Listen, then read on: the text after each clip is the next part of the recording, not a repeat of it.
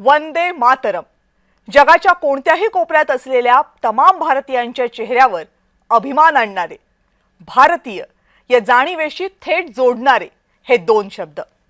स्वातंत्र्य लढ्यामध्ये या दोन शब्दांनी लाखो भारतीयांच्या मनात देशप्रेमाची भावना चेतावली. सगळी सामाजिक बंधनं झुगारून लाखो भारतीय महिला स्वातंत्र्य लढ्याच्या अग्निकुंडात जेव्हा उतरल्या तेव्हा त्यांच्या तोंडी होतं वंदे मातरम. स्वातंत्र्य प्राप्तीच्या ध्येयानं प्रेरित झालेल्या कित्येक तरुणांनी फाशीचा फास जेव्हा आपल्याच हातांनी आपल्या गळ्यात घातला ना, तेव्हाही त्यांच्या मुखामध्ये शब्द होते वंदे मातरम. भारताचा अभिमान, भारताचा स्वाभिमान, भारताची सर्वोच्च देशभक्ती जागवणारे हे दोन शब्द 150 वर्षांनंतर भारताच्या राजकीय आखाड्यातल्या वादाचा मुद्दा बनलेत. 1875 साली बंकिमचंद्र चट्टोपाध्याय यांनी लिहिलेल्या या गीताला आता 150 वर्ष पूर्ण झाली.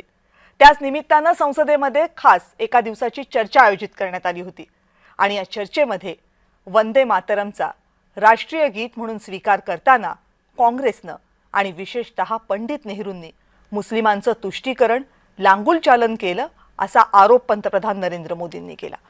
वंदे मातरम या गीताची फक्त 2 कडवी स्वीकारली आणि काँग्रेसनं देशाच्या विभाजनाचा पाया घातला असाही घणाघात भाजपनं केला. भाजपचे हे आरोप म्हणजे पश्चिम बंगालच्या निवडणुकांची तयारी आहे असं उत्तर काँग्रेसनं दिलं.